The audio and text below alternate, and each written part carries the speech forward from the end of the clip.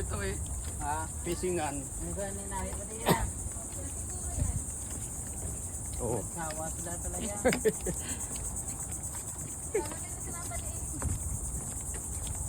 Siya tilan. Dapat pala nagdala ko ng sombrero din. Sunog na naman ako nito. Ay, nakalimutan ko. Meron pala akong sombrero din galing sa nung nag-SeaWorld kami. Nakalimutan ko rin ako. Ayan. Mas maganda dito pala ya, mag-fishing siguro ya. Dami ng huli.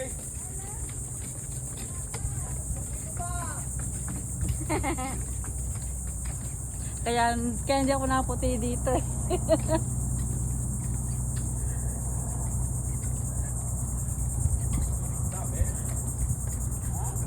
Nakahuli na ba kayo? Nakahuli na? Asan si ano?